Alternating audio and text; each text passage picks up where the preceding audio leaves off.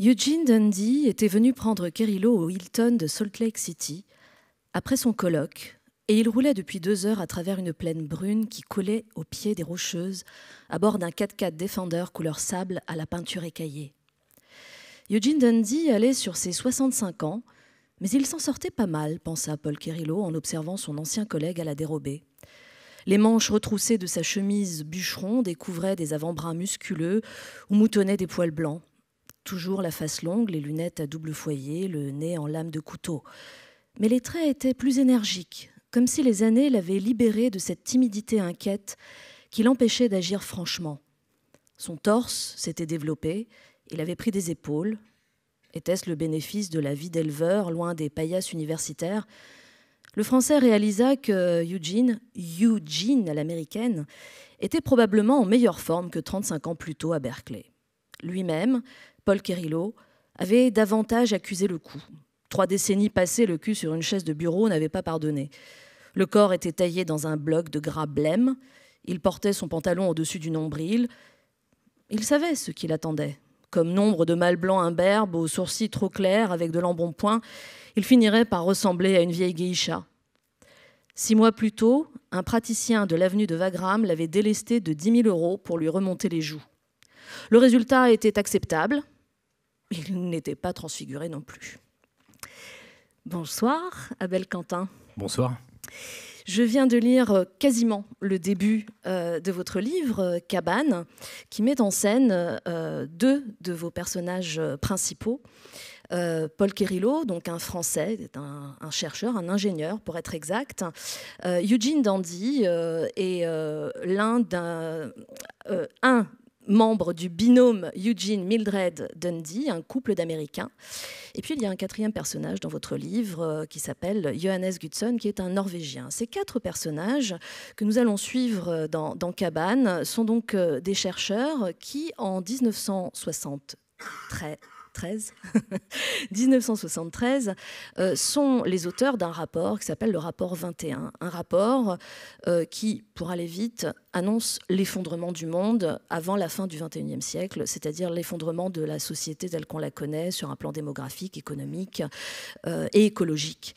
Ces 4 personnes vont se rencontrer à Berkeley, ils sont très jeunes à l'époque, et nous allons les suivre à travers ce roman qui est, on va dire, en 2 parties. La première partie qui installe les personnages, qui nous emmène à la fois dans les années 70, où se trouve l'origine de ce rapport, et puis ensuite, comme dans l'extrait que je viens de lire, au début des années 2000, où on les retrouve, ils ont désormais 50-55 ans. Et puis une deuxième partie, dont on parlera tout à l'heure, où là, il y a une enquête journalistique. Alors, Cabane, c'est un livre qui trouve, me semble-t-il, son origine sur un fait réel, même si derrière, vous en êtes emparé, évidemment, de façon totalement romanesque. Quelle est l'origine de ce livre ? Alors, le fait réel, c'est un rapport réel qui s'appelle le rapport Meadows sur les limites de la croissance, qui, lui, était de 1972 et qui a été fait par des scientifiques au MIT, donc sur la côte Est.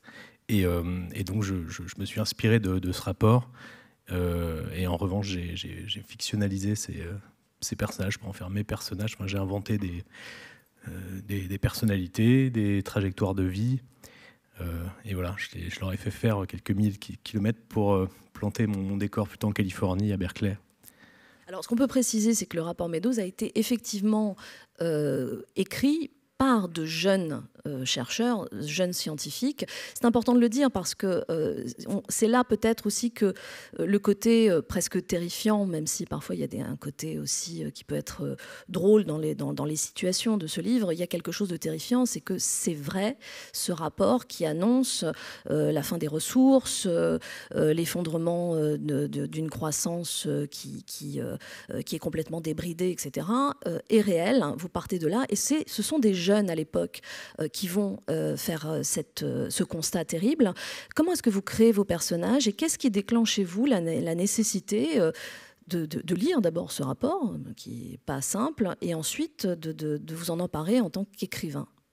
Alors d'abord, juste rectifier une chose, c'est important.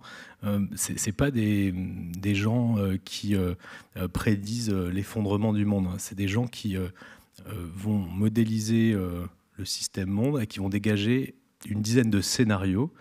Et parmi ces scénarios, il y a un scénario qui s'appelle Business as usual. C'est ce qui se passera, selon eux, si on ne ralentit pas drastiquement la croissance économique démographique.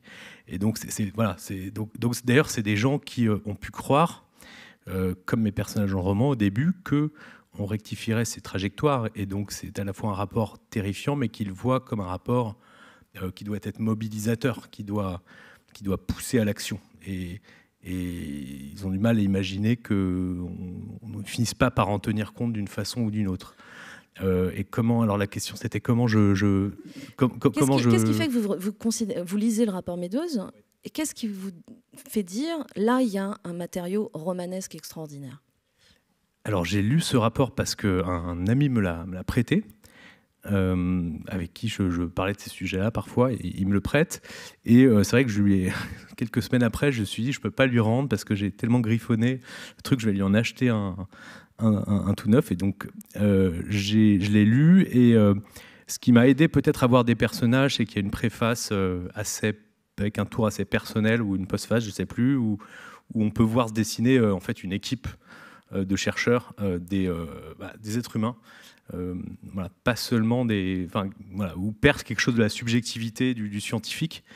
Et je me suis dit immédiatement que d'abord parce que le contenu est extrêmement perturbant, donc j'ai été perturbé par ce livre, et je pense que quiconque le lit en finit perturbé. C'est un livre qui a changé des vies. Je pense notamment au premier candidat écologiste français qui était René Dumont, qui se présente en 1974. C'est quelqu'un qui s'est présenté parce qu'il avait lu ce rapport, et qui 2 ans avant.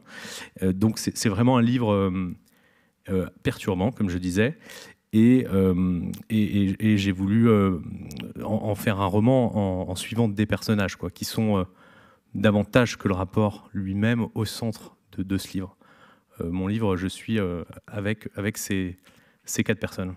4 personnages qui ont des personnalités très très distinctes, et c'est peut-être aussi un des intérêts de ce livre, c'est de voir comment chacun réagit face à ce scénario possible, puisqu'il y a le couple d'Américains qui va se voir en combattant de l'écologie, qui va se battre en pensant qu'ils vont apporter la bonne parole dans les médias, à la rencontre des gens, en sauveur un petit peu d'un possible effondrement. Et puis il y a Paul Quérillot, le Français que vous êtes amusé à rendre le plus cynique des 4.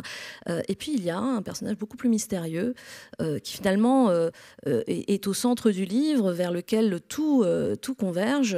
C'est Johannes Gutzon, le Norvégien, le mathématicien norvégien. Et finalement, me semble-t-il que le caractère de vos personnages, c'est ce qui aussi nous permet, nous, chacun, de nous identifier et d'essayer de voir, mais est-ce que j'aurais été celui qui va se battre? Est-ce qu'au contraire, je me serais plus préoccupée de mon petit confort? Et où est-ce que je me situe au milieu de ces personnages?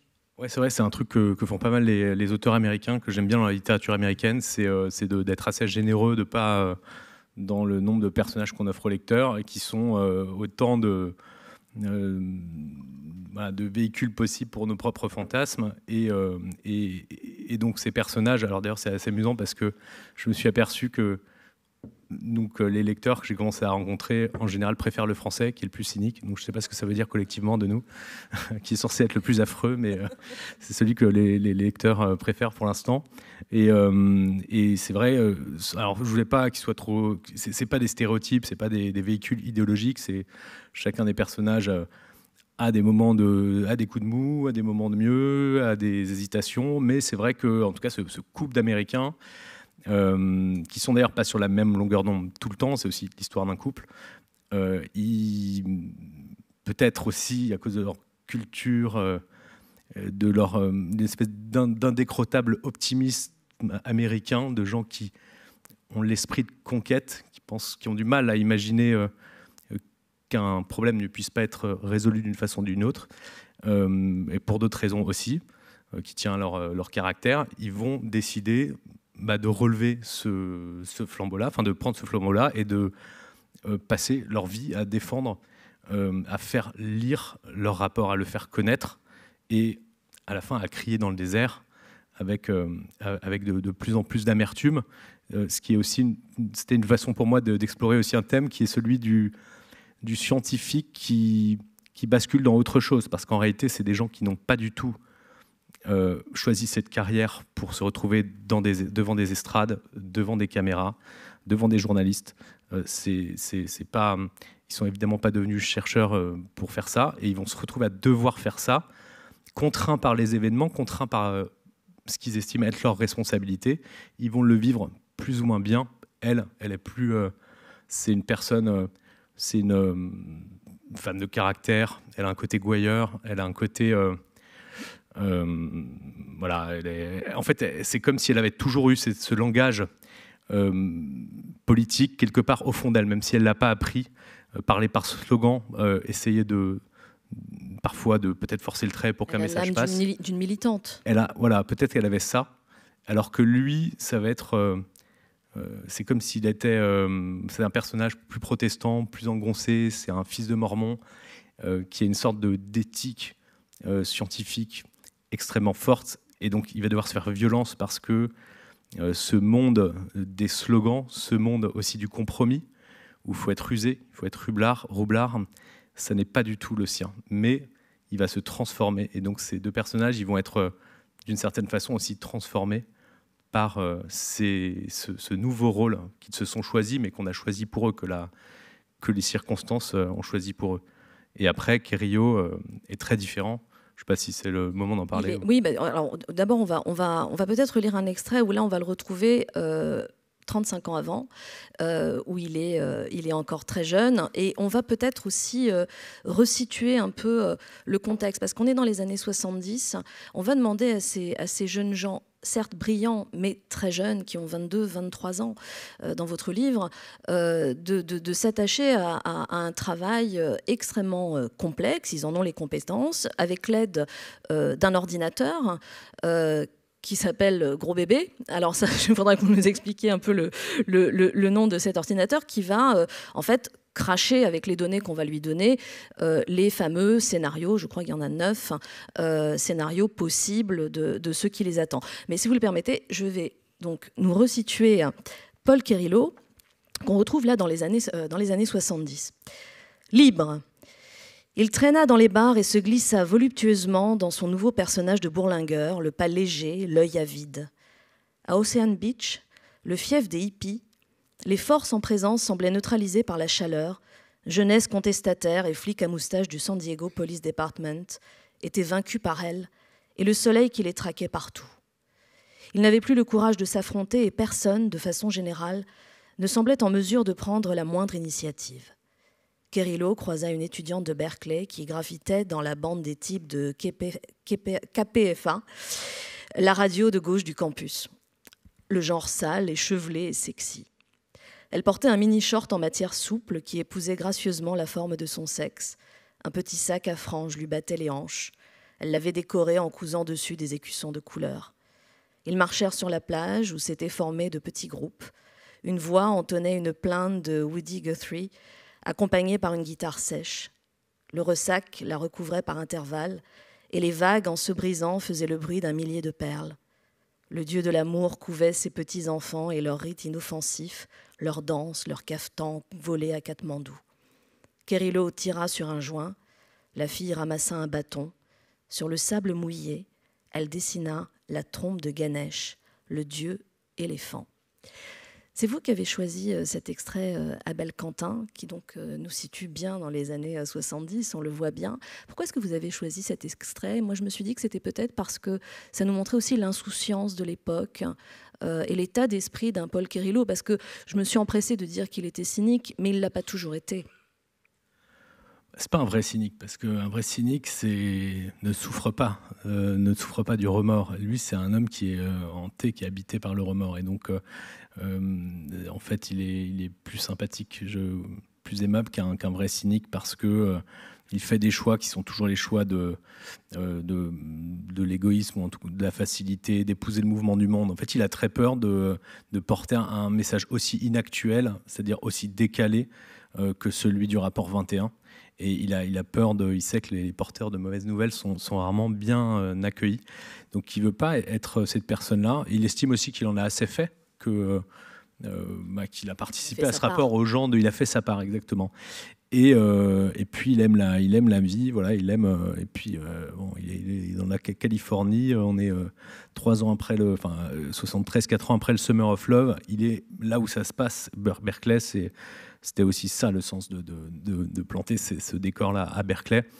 D'ailleurs, j'ai vu qu'il y a un pléonasme qu'il faudrait que je rectifie dans une prochaine impression, puisque je parle d'une radio de gauche de Berkeley, ce qui est un pléonasme. Et donc. Il est dans cette insouciance et il est aussi au milieu et en même temps c'est un incroyant, il le dit à un moment donné, c'est quelqu'un qui est un jouisseur mais qui est pas il est aussi très critique vis-à-vis de ce mouvement hippie. Voilà, c'est des rites inoffensifs, ça n'est quelque part que ça, et donc il en profite, mais il saura aussi rentrer en Europe pour gagner de l'argent. Voilà, c'est quelqu'un qui godille quoi dans sa vie. Il manie une prudente godille pour arriver à son point, et alors que d'autres sont plus vertébrés peut-être. Lui, il n'est pas très vertébré. Non, mais ce qu'on comprend dans cet extrait, c'est que surtout, et c'est pour ça que c'est important et que j'ai répété plusieurs fois qu'ils sont jeunes, il a envie de vivre. En fait, il a une réaction qui est une sorte d'instinct de survie. C'est-à-dire que quels que soient les scénarios qu'on lui promet, il ne reste que c'est un jeune homme de 23 ans, dans une période où en plus tout prête à l'amour, au désir et même au laisser-aller, et qu'il a envie de vivre ça. Et ça explique peut-être un petit peu l'aveuglement aussi partiellement de la société à cette époque-là, non ? D'une certaine façon, ce personnage, c'était... Enfin, je ne sais pas si c'était très conscient, mais je m'en aperçois aujourd'hui, c'est nous, quoi. C'est-à-dire que c'est l'espèce d'inertie, aussi d'indolence, comme ça, d'une civilisation qui se laisse porter par les fruits très agréables de la croissance, de voyager, voilà, tirer sur un joint avec une fille sur une plage, écouter Woody Guthrie, et c'est vrai, il est... moi, je ne sais pas vraiment quoi dire d'autre, mais il est pas qu'un cynique, c'est aussi un esprit curieux. Donc là, il voyage. En fait, il a toujours rêvé. Ils ont abattu un travail de sourd pendant des années. Ils n'ont pas vécu au milieu du bouillonnement qu'est Berkeley, où il n'y a qu'à sortir pour écouter les meilleurs groupes de musique de cette époque, être au milieu d'une manifestation contre le Vietnam. Il y a la vie qui est là, sous leur tour, du Evans Hall, qui est un horrible bâtiment en béton des années 70. Et eux, ils décident de s'enfermer, alors qu'ils n'ont pas 30 ans, et de même avoir un rythme vraiment stakhanoviste, où ils dorment 4 heures, ils travaillent 4 heures. Et donc, quand ça se termine, on voudrait lui faire porter une responsabilité. Lui, il dit, attendez, j'ai ce voyage en Amérique centrale que j'ai toujours rêvé de faire, donc il va aller en Californie, il va aller jusqu'au Mexique, laissez-moi vivre. Et d'un autre côté, il a comme une sorte de petit Jiminy Cricket dans la tête qui commence déjà à lui dire, en fait, c'est pas un rapport parmi d'autres. En fait, c'est un rapport scientifique qui change tout. Et bah, c'est tombé sur toi. Parce que lui, il arrive aussi là-dedans par hasard. En fait, il a vu une annonce, il a trouvé ça intellectuellement stimulant, modéliser le système monde, mais c'est aussi pas mal payé. Ça correspond à sa spécialité. Lui, c'est un spécialiste de l'énergie. Ils ont besoin d'internationaux parce que pour que le rapport soit international, il ne faut pas qu'il soit trop américain. Il y a une série comme ça de circonstances qui vont l'amener là-dedans, mais il ne l'a pas vraiment choisi. Et il n'a certainement pas choisi ces conclusions qui sont terrifiantes. Alors, il va faire ce choix, et en même temps, il va faire ce choix aussi de manière... est-ce que c'est aussi un petit peu par dépit ? Parce que ce rapport... il va cartonner, en fait. C'est-à-dire qu'on pourrait se dire, il est passé à l'as et c'est pour ça que personne n'a rien vu. Ce qu'on découvre assez vite, c'est que non, ce rapport est un carton. Le couple Dundee va être invité sur les plateaux télé. Le livre va se vendre, si ma mémoire est bonne, 15 millions d'exemplaires. Ça va être vraiment un best-seller. Ils vont être invités partout. Et peut-être aussi, on peut imaginer que le couple Dundee se dit qu'on a un combat à mener parce que les gens nous écoutent. Qu'est-ce qui se passe ? Oui, c'est-à-dire que le livre est lu, enfin, c'est même plus que lu. Il fait la une de journaux dans le monde entier, et donc voilà, il va s'organiser une sorte de tournée. Et là-dessus, je voulais m'amuser aussi avec une comparaison qui n'est peut-être pas écrite, mais qui est peut-être en filigrane. C'est le scientifique comme rockstar que je trouvais amusant d'imaginer. D'ailleurs, au début, ils se le disent, on est un peu les Beatles de l'écologie, etc. Et donc, ils font cette tournée, mais sauf que lui va à la fois... Bon, Quérillot, il aurait bien aimé qu'on lui propose, parce qu'il aimerait bien faire une tournée, et en même temps, il est aussi attiré par une vie différente, par une vie plus insouciante. Il a envie de penser à lui, et puis à le Norvégien. Et donc c'est vrai que c'est une tournée, mais c'est une fenêtre de tir qui s'ouvre pour aussitôt se refermer. Et ça, c'est vraiment l'histoire du début des années 70. Et il se trouve que, un peu tragiquement, il est sorti au mauvais moment, peut-être trop tôt, ce rapport. Donc mon rapport 21, mais aussi le rapport Meadows dont il est inspiré, c'est qu'il sort quelques mois avant le choc pétrolier. Et donc il y a un moment où les gens, qui correspond aussi à un moment très important dans l'histoire occidentale de l'écologie politique, où il y a beaucoup de choses qui se passent. Il y a le premier sommet de la Terre, c'est le moment où dans tous les États occidentaux on crée des ministères de l'environnement. Il y a énormément en France de feuilles, parfois un peu confidentielles, mais avec vraiment une sorte de bouillonnement sur ces questions. Des intellectuels qui s'intéressent de plus en plus à ces questions-là.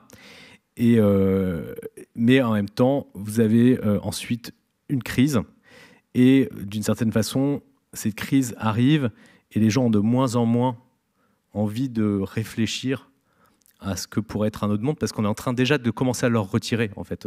Est-ce qu'on est en train de vous retirer? Vous n'avez pas envie de vous questionner sur son utilité. Une sorte de terre promise de l'énergie, une terre promise aussi capitaliste. C'est en fait tous les possibles sont en train de se mettre en place, et en gros on leur dit vous partez à gauche, c'est la frugalité, vous partez à droite, c'est l'opulence. Et donc là, il faut faire un choix. C'est un message un peu angoissant, hein. C'est celui du best-seller de René Dumont qui sort un an avant la présidentielle. Ça s'appelait L'utopie ou la mort. C'est ça. C'est un message qui est évidemment assez peu vendeur politiquement notamment. Donc il n'y a personne qui a envie de prendre le relais politiquement de ce message. Personne ne va se faire élire avec un programme aussi à contre-temps de l'époque. Et donc cette fenêtre va se terminer. Et puis c'est aussi la vie qui... Enfin, les gens ont peut-être aimé se faire peur. Des tas de gens l'ont lu, mais bon, ensuite il y a d'autres sujets, il y a une autre actualité. Il y a... on a aimé pendant quelques semaines, aussi avec parfois un regard amusé, lire ce qu'on considérait comme être les élucubrations de scientifiques qui tout à coup nous prédisent un horizon extrêmement sombre, mais qui est pas vraiment palpable et qui est encore lointain. C'est-à-dire que on joue à se faire peur. On joue à se faire peur, et puis c'est des prédictions dont les effets, enfin cet effondrement dont il est question, même si bon, il y a un débat sur savoir si le mot était prononcé, parce qu'en fait c'est une traduction de l'anglais, c'est au XXIe siècle, voire dans la deuxième partie du XXIe siècle, donc tout ça est assez lointain. Et donc, voilà.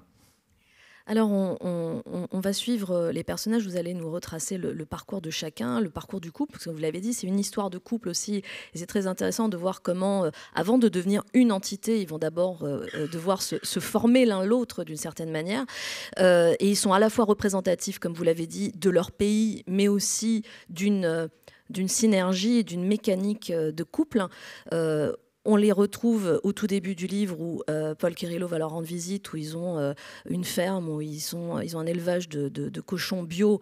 Il s'avérera, et je n'en dirai pas plus, que les cochons sont très ingrats, mais ça, je ne dirai pas pourquoi. Et puis, on suit le parcours de Paul Quérillot en faisant des allers-retours entre les années 70 et aujourd'hui, où il a pris une autre route, et il a décidé, au contraire, de faire feu de tout bois, si j'ose dire, et de vraiment vivre sa vie pleinement tout en ayant ce fameux Jiminy Cricket que vous évoquez. Et puis il y a ce quatrième personnage dont on ne parle pas depuis tout à l'heure exprès, parce que c'est le personnage mystérieux dont il va être un peu question à la première partie, mais dont finalement on ne saura pas grand-chose, qui est Johannes Gustafsson, ce fameux mathématicien norvégien, qui est une espèce c'est un peu le mouton noir de la bande. Il a été enrôlé par celui qui a créé ce casting, on va dire, pour le rapport, et qui lui est très particulier. Il ne parle pas beaucoup, il a un regard très étrange. Est-ce qu'il a une symbolique, Johannes Gustafsson, dans ce livre ? Oui, il a une symbolique qui se dévoile peut-être à la fin du livre. C'est pour moi un des chemins possibles face à un constat qui est quand même... face à l'effroi qui est la folie, mais qui n'est pas la folie... qui est une folie porteuse de sens, en fait. C'est-à-dire que je voulais... alors, je ne sais pas si je suis déjà en train de trop en dire pour ceux qui ont peut-être envie de lire le livre. Non ? On va y aller tout doucement. Ouais, tout doucement, mais... si vous voulez, il y a dès qu'on parle de prophète de malheur, vous imaginez le personnage dans L'Étoile mystérieuse de Tintin, ce fou qui tape sur une casserole, qui s'appelle Philippus ou Philippidus, et qui dit la fin du monde est proche, et il a une sorte de toge blanche comme ça, et on n'a évidemment pas envie de le prendre très au sérieux, et on se dit que c'est juste un dément, en fait, ça n'a pas de... et voilà, il me semble qu'il y a une autre folie qui est encore une façon quand même de prendre en charge ce message et de le prendre au sérieux. Et que ce que je questionne d'une certaine façon dans ce livre, c'est est-ce que la folie la plus... elle qui n'a aucun sens, enfin, la plus terrible, c'est celle qui avance avec les oripeaux de la raison, qui sont en fait celles de...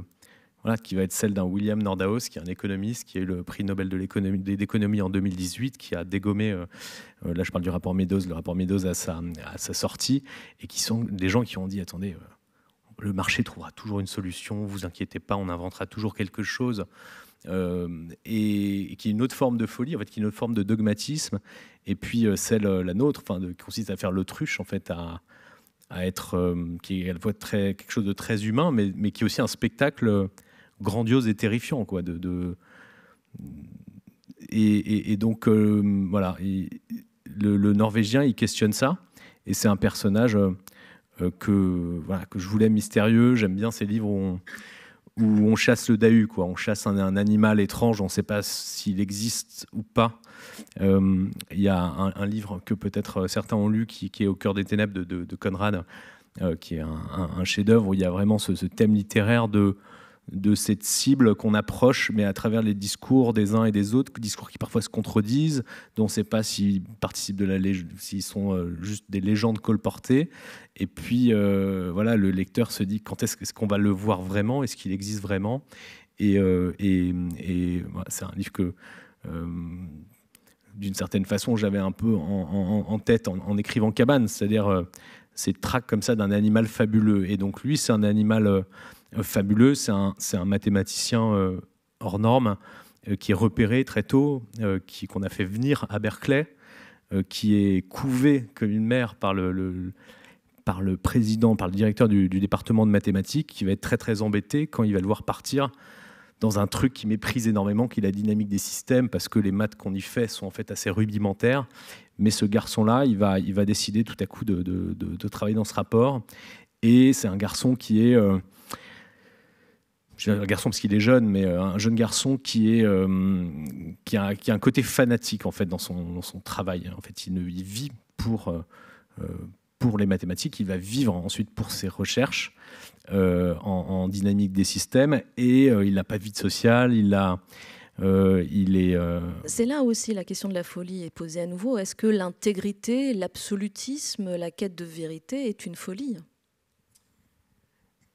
C'est une question ouverte. D'un autre côté, ça va le conduire peut-être au début contrairement à un Querio, à prendre toute la mesure de ce rapport et à le vivre presque physiquement. Donc ça, c'est quelque chose qui m'intéressait, c'est la peur de l'effondrement comme quelque chose qui vient parler à votre tête, mais ça peut aussi parler aux tripes.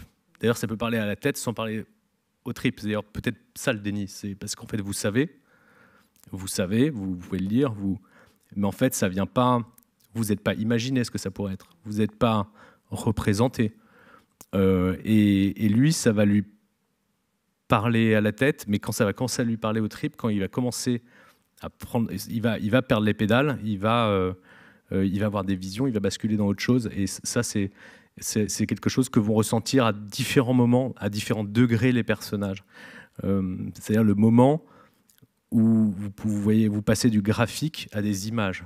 Donc les images, ça peut devenir par exemple, vous voyez n'importe quel objet, là vous voyez cette bouteille, et en fait vous allez commencer à voir toute la chaîne de fabrication, d'acheminement de l'objet, de dépenses de carbone, et vous commencez à devenir obsédé, et en fait vous ne pouvez plus penser à autre chose. Vous voyez derrière une bouteille, vous voyez des milliards de bouteilles, et en fait c'est ça, et lui ça va se transformer en vision eschatologique. Mais ça part d'une vérité, parce que d'une certaine façon aussi ne pas voir ces milliards de bouteilles, c'est aussi une forme de folie. C'est aussi une forme de folie. Alors on va voir d'ailleurs, chaque personnage va avoir son basculement, chacun à sa manière, ça on va le suivre dans la première partie. Dans ce que vous disiez tout à l'heure, c'est-à-dire ce personnage que tout le monde raconte, imagine, interprète, sans qu'on le voit jamais vraiment, comparaison hasardeuse, mais c'est un peu comme la Rebecca de Daphné du Maurier, que personne ne voit jamais, mais qu'on a tous l'impression d'avoir vu parce qu'on en parle et qu'elle est tellement au cœur des conversations. Et puis il y a cette deuxième partie. Et c'est là que ça nous permet aussi d'évoquer la construction narrative, la construction romanesque, puisque pour que tout converge, à un moment donné, il va falloir quand même que quelqu'un s'y colle à cette enquête et qu'il aille le chercher, ce Johannes Gutzon. Et donc, dans la deuxième partie, on a un certain Rudy Merlin, qui va se retrouver tout à fait par hasard parce que son patron a décidé que c'était de bon ton de faire un sujet, je vais vite, mais de bon ton de faire un sujet sur l'écologie. C'est l'anniversaire du rapport 21. Et donc, il va lui coller cette enquête. D'ailleurs, je propose que vous lisiez l'extrait qui nous présente d'une certaine manière ce personnage et on en parle juste après.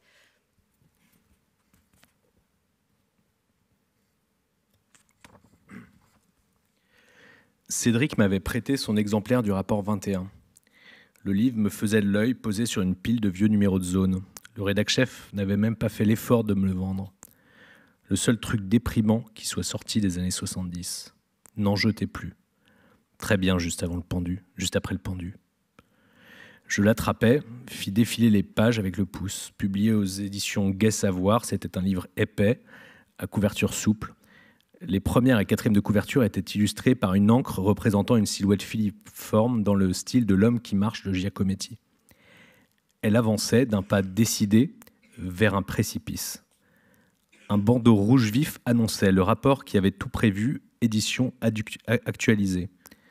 Il avait été réédité 10 ans plus tôt pour le 40e anniversaire de sa publication. Je n'avais pas trop le choix. Il fallait l'attaquer sans attendre. Je descendis au bar des Suisses, un rade où subsistaient quelques éléments d'un décor Paris 1900 au milieu des écrans plasma branchés sur BFM TV. Il était avantageusement situé à 2 numéros de mon immeuble. Le patron, un Sri Lankais dodu, était occupé à exterminer les mouches avec une raquette électrique.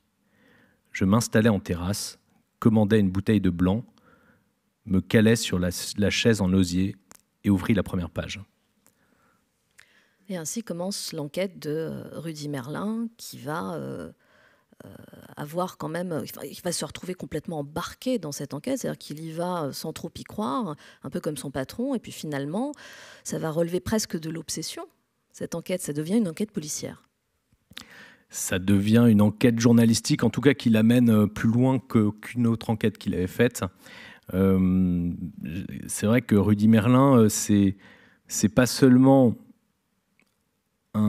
c'est pas Tintin reporter. Je voulais pas faire une figure lisse comme ça qui enquête. Il est lui-même bouleversé par ce qu'il lit.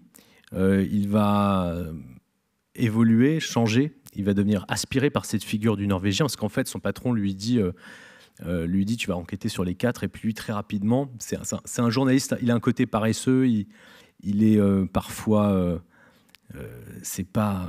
il picole beaucoup de blanc, etc. Mais c'est un bon journaliste, au fond. Il a un côté chien truffier, quoi. Il a senti que sur ces 4, l'angle mort, c'est le Norvégien, celui sur lequel on n'a pas écrit, parce que les autres sont connus, il y a déjà eu beaucoup de papiers sur eux, et donc il va se laisser aspirer par cette figure, et se laisser aussi lui-même bouleverser, perturbé par le message du rapport 21.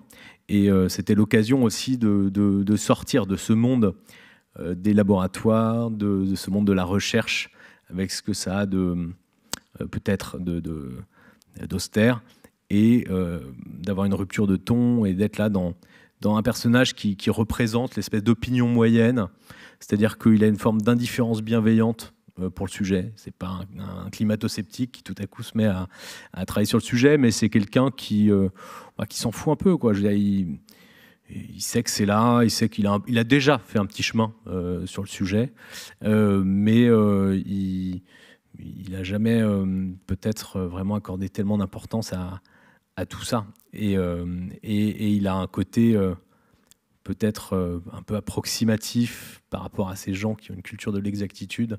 Donc c'était aussi l'occasion de faire un exercice de changer de langage, quoi. C'est pas seulement parce qu'on passe à la première personne, mais non, d'ailleurs, je ne suis pas la première personne dans Rudy Merlin, mais de changer de langage dans le registre, et dans un registre plus journalistique et peut-être plus comique aussi.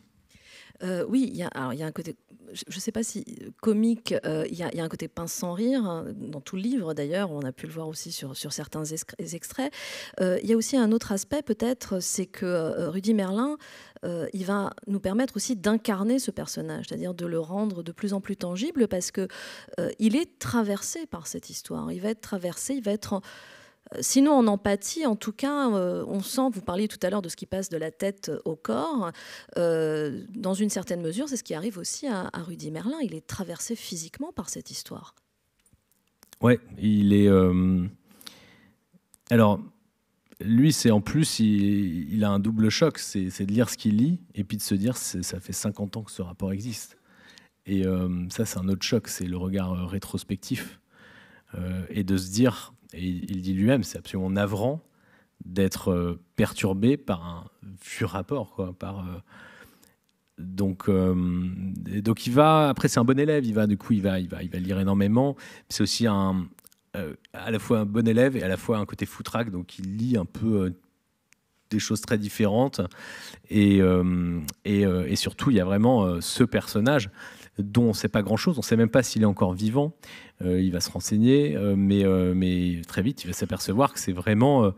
D'ailleurs, un de ses collègues va lui dire, c'est Kaiser Soze, quoi. On sait pas... La baleine blanche. Ouais, la baleine blanche, et on sait, il y a des rumeurs contradictoires, des gens qui disent qu'il est devenu fou, d'autres personnes qui disent qu'il a quitté la communauté scientifique, mais qu'il enseigne dans un collège, d'autres qui disent qu'il habite dans les bois. Enfin, il y a vraiment un personnage qui a un point d'interrogation. Et donc, lui, il sent que c'est peut-être aussi le papier qui va le remettre en selle. Donc, il a comme toujours, souvent dans mes bouquins, il y a des personnages qui ont des intentions pures et impures. Donc, il y a la pureté, c'est la curiosité journalistique, c'est l'urgence que commande le sujet, mais il se dit aussi, tiens... voilà, j'ai peut-être le sujet qui va me permettre de m'imposer dans ma rédaction. Pour l'instant, voilà, je m'occupais des pompiers de Bédarieux voilà. Et là, en plus, son rédac-chef qui n'a pas du tout envie de s'en occuper lui dit, en plus là, c'est un sujet international, tu vas voyager, tu vas faire des notes de frais. Donc bon, c'est aussi prosaïque que ça aussi. Mais cette ambiguïté, ils l'ont, à part justement Johannes Gutzon, ils l'ont tous, c'est-à-dire qu'ils sont tous une part d'ombre et une part de lumière, que ce soit Paul Quérillot, que ce soit le couple Dundee ou le journaliste, ils ont tous cette dualité finalement profondément humaine. Et on parlait tout à l'heure d'intégrisme concernant Gutzon, et j'en reviens à la question de la folie, c'est que finalement...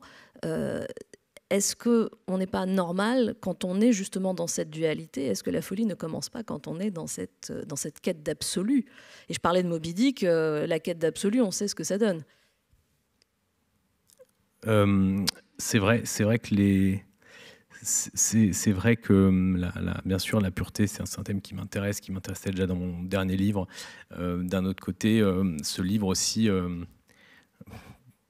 pas forcément intentionnellement, mais je m'aperçois que c'est d'une certaine façon, c'est aussi une réhabilitation de peut-être pas de la pureté, mais peut-être pas du fanatisme, en tout cas de l'honnêteté intellectuelle des êtres ultra vertébrés. Alors ça peut, certains dans mon livre, peuvent basculer du mauvais côté, mais d'une certaine façon, il y a des sujets, ce sujet en est un qui ont besoin d'être portés par des gens peut-être hors normes et des gens obsédés par la cohérence, qui se satisfont pas de compromis. Et d'ailleurs, ce personnage, il fascine des gens, que ce soit le journaliste Rudy Merlin, que ce soit Querio, qui sont son miroir inversé. C'est-à-dire que Querio, c'est quelqu'un qui est un stratège, qui est un opportuniste, qui est quelqu'un qui sait obtenir ce qu'il veut, qui louvoie. Et d'une certaine façon, ce journaliste, peut-être presque par atavisme professionnel, c'est quelqu'un qui saute d'un sujet à un autre. C'est tout sauf un obsessionnel. Peut-être que on peut être obsessionnel et journaliste, mais il y a quand même ce truc de passer d'un sujet à un autre. Et là, il tombe sur un personnage qui a poursuivi une idée fixe toute sa vie. Et moi, personnellement, c'est quelque chose... c'est des personnages qui, bien sûr, peuvent nous effrayer, mais qui sont aussi dont on a besoin et qui vous renvoient à votre propre médiocrité. Et donc, eux, ils vont être attirés. D'ailleurs, Rudy il le dit. Il dit, en fait, moi, je suis fasciné par les obsessions parce que ces gens-là me fécondent intellectuellement et moi, je me sens... je ne suis justement pas assez obsessionnel. Je parlais des deux parties et de la construction narrative. Comment est-ce que vous avez procédé dans la manière justement de raconter cette histoire? Vous jouez avec les chronologies, donc on passe des années 70 aux années 2000, aux années 2023, on revient en arrière. Est-ce que vous avez construit ça avec un plan très précis en vous disant pour telle et telle raison il faut que je fasse ces allers-retours, ou c'est l'histoire qui vous a mené au fil de la plume en vous obligeant à faire des allers-retours? Alors la composition, c'est toujours un gros... Surtout pour un livre comme ça, où il y avait quand même pléthore de personnages, et puis une action qui se passe sur 50 ans. Et ça n'a pas été facile, parce que je m'étais dit vraiment, il y a un truc que je rêve de faire, c'est d'avoir une sorte de plan, puis après il n'y a plus qu'à écrire. C'était un peu mon fantasme. Et donc je me suis dit, je n'écrirai pas une ligne tant que j'ai pas ce plan. Et en fait, au bout de 2 semaines, j'ai commencé à écrire. Et donc, il y a pas mal de personnages qui sont morts, qui sont ressuscités, qui sont morts à nouveau. Il y a eu beaucoup de tâtonnements. Ça n'a vraiment pas été une composition évidente. Ça s'est fait de façon plutôt artisanale. Mais en fait, ce livre, c'est aussi une sorte de... C'est une plongée du macroscopique au microscopique. On commence à Berkeley avec des gens qui voient grand, des gens qui modélisent le monde, pour se terminer dans un petit village avec des gens qui sont empêtrés dans des problèmes quotidiens, qui souffrent. Et donc je voulais qu'il y ait un peu cette espèce de dynamique, d'aspiration, d'une échelle qui est celle des scientifiques qui modélisent le monde en boucle de rétroaction, comme ils les appellent, pour aller vers le toujours plus petit. Et donc après, oui, il se pose la question de est-ce que j'ai besoin d'un personnage un peu... qui soit un personnage qui soit quand même nécessaire, de ce journaliste, qui soit pas juste une sorte de passe-plat littéraire, mais j'espère qu'il n'en est pas un. Je trouvais que c'était intéressant d'avoir aussi quelqu'un qui apprend en même temps que le lecteur sur le sujet. Oui, avec lequel on peut être totalement en fait en empathie et même voir se mettre un petit peu à sa place. Mais est-ce que parce que le style change aussi sur la deuxième partie, parce que quelque part, bon, c'est l'époque, mais le personnage, je disais tout à l'heure, un roman policier, parce que on l'imagine un peu journaleux dans des vieux films en noir et blanc. En fait, il y a quelque chose de cet ordre-là. Est-ce que c'était voulu? Est-ce que c'est lui qui vous l'a imposé, si j'ose dire? Ouais, c'est vrai que j'aime bien. C'est vrai que je fais peut-être des livres en noir et blanc. Quelqu'un m'avait dit ça. Et je me dis, c'est vrai, c'est pas des livres qui convoquent des couleurs. Et mon journaliste a un côté, c'est vrai qu'il y a un côté Philippe Marlowe, voilà, j'aime bien ce genre d'ambiance, à moitié de polar, de toujours être à la frontière. D'ailleurs, il lit à un moment donné un polar norvégien, donc il y avait un côté, il y a un côté polar nordique dans la deuxième partie que je trouvais intéressant de faire se balader dans des fjords, taper à des portes dans des grands espaces, avec aussi ce que ça a d'angoissant, les grands espaces. Et donc lui, il devient en fait, au bout d'un moment, il se dit, mais je suis en train de... Juste mes notes ce que j'ai dépensé déjà pour cette enquête, c'est supérieur à ma paye, donc ça va trop loin en fait. Je suis en train de me faire dévorer. Il faut peut-être que j'en termine, il faut peut-être que je fasse un article, que je passe à autre chose, que je fixe mon article. Et voilà, oui, il y avait une sorte de patronage du polar nordique, de John Esbo notamment, qui est un auteur norvégien que j'aime beaucoup et qui a ce côté aussi satirique du polar nordique, qui sont des livres où l'enquête est évidemment importante, mais il parle d'une société à chaque fois ou d'un milieu, et ça j'aimais bien que le personnage regarde aussi ce qui se passe. Enfin, il est à la fois dans son tunnel, mais il peut pas s'empêcher de noter que la social-démocratie norvégienne, c'est quand même pas la même ambiance que son ambiance parisienne française, et donc évidemment il met 2-3 petits coups de griffe en passant, quoi. Et on entend presque la voix off des films, en fait, cette voix off qui parle du détective ou du journaliste. Par ailleurs, comment est-ce que vous avez procédé? Parce que vous avez lu donc le rapport Meadows, mais est-ce qu'il y a eu quand même un travail d'enquête? Vous avez créé les personnages de toutes pièces, mais est-ce que vous êtes quand même allé chercher d'un peu plus près qui étaient les vrais? Est-ce que vous êtes inspiré de choses réelles? Et est-ce que vous avez fait un vrai travail d'enquêteur comme Rudy Merlin? J'ai fait un travail de documentation, de lire, pas forcément d'ailleurs de lire 150 livres, de lire plutôt les bons livres. Et sur tous les aspects du livre, avec un bilan carbone du livre qui n'est pas très bon, parce que je suis allé à Berkeley, du coup, passer quelques jours pour voir rentrer dans ce bâtiment du Evans Hall, voir cette ambiance. Donc j'y suis allé, alors que c'était les vacances universitaires, donc du coup je pouvais me balader de façon étrange, assez librement dans cet endroit.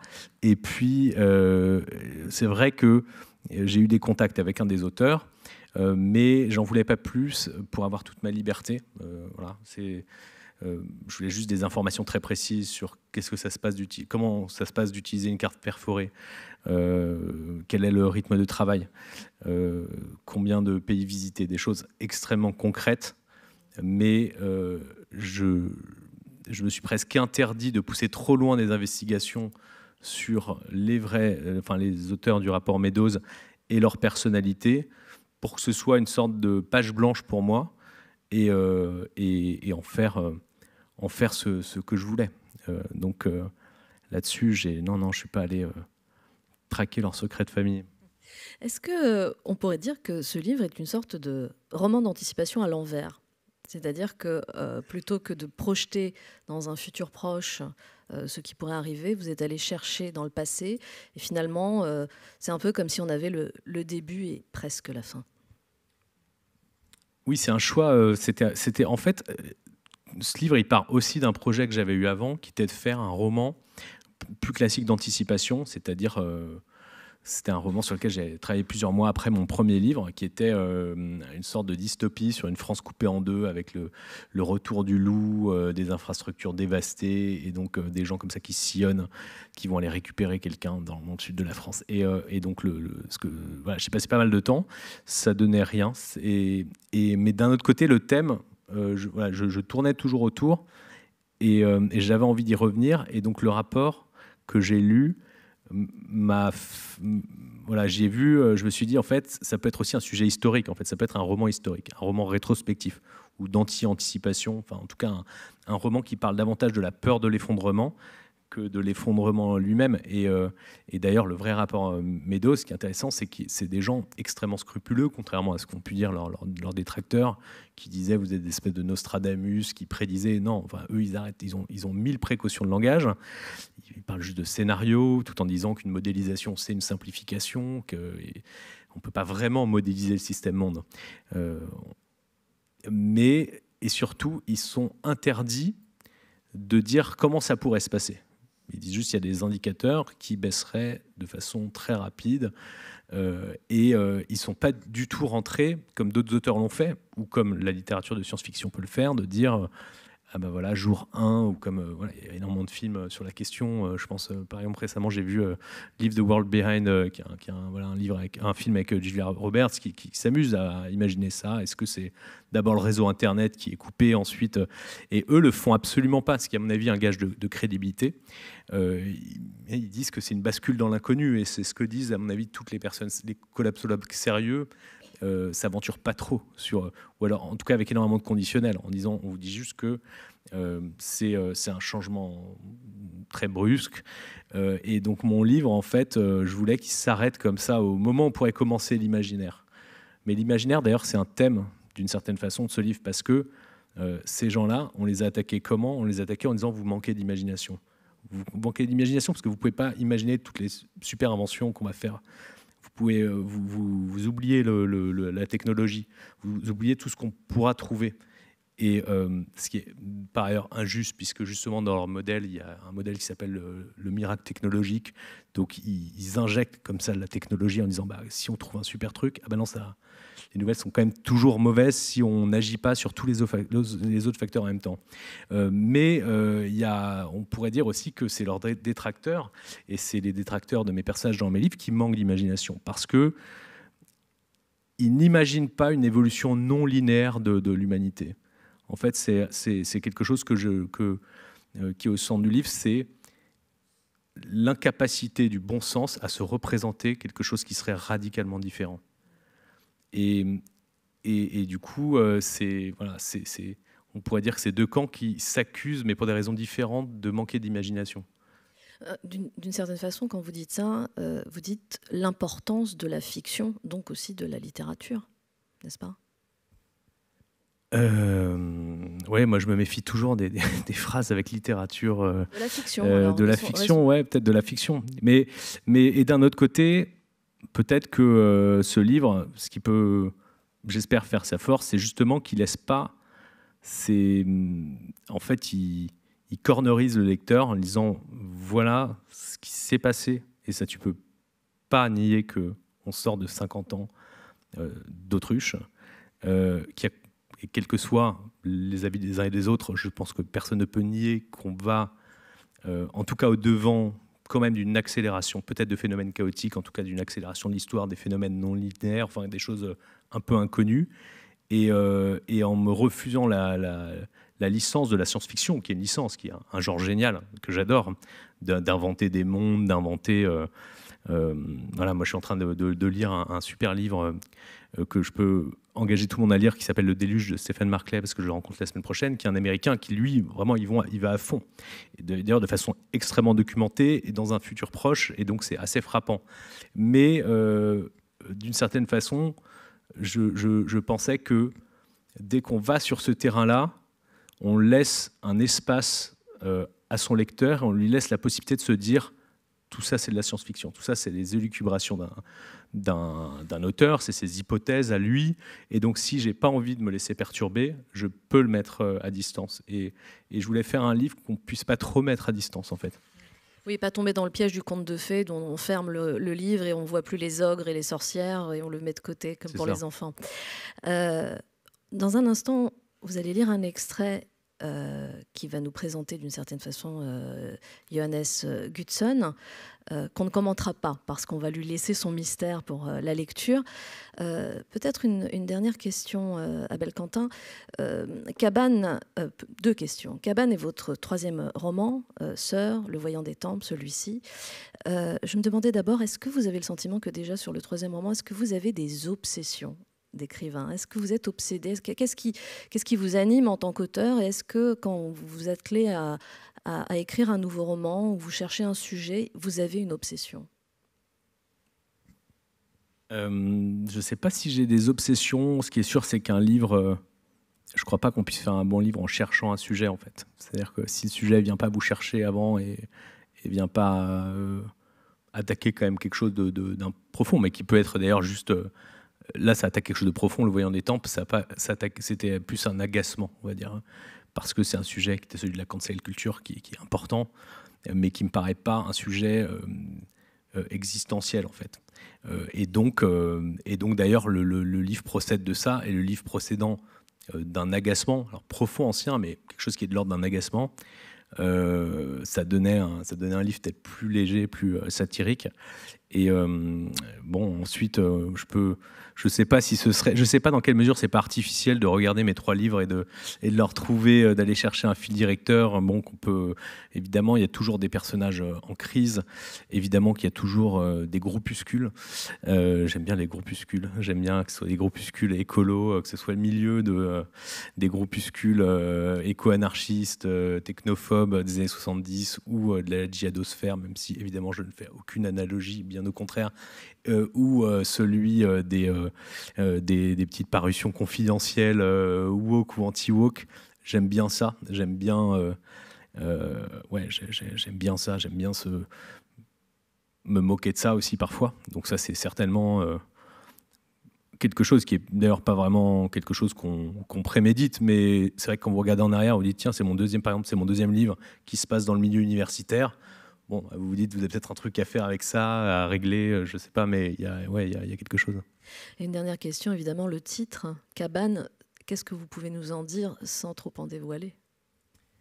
Alors, sans trop en dévoiler, c'est un titre que j'ai choisi parce que c'était un motif récurrent du livre, où tout simplement, vers la fin, je me suis aperçu qu'il y avait pas mal de cabanes, ou de hutte, comme on dit en Norvège, ou de cabine, comme disent aussi les Norvégiens, dans le livre. C'est-à-dire que c'est un thème qui est le thème de l'ermitage, où certains personnages réels ou existants de mon livre vont trouver un refuge pour réfléchir et avoir de belles idées, ou au contraire le lieu de la réclusion où on devient fou parce le cerveau est plus assez oxygéné. Et donc, par exemple, il y a le personnage de Theodor Kaczynski, Una Bomber, qui est un terroriste qui a vécu 35 ans dans une cabane dans le Montana, et puis qu'on va croiser dans mon livre. Et on va croiser aussi le fondateur de l'écologie profonde, qui est un Norvégien qui s'appelle Ness, et qui a habité aussi dans une cabane qu'il a fabriquée de ses mains pendant des dizaines d'années, mais qui, lui, qui était pour qui c'était un lieu d'apaisement, un lieu de bonheur, un lieu d'échange aussi, parce qu'il recevait des amis.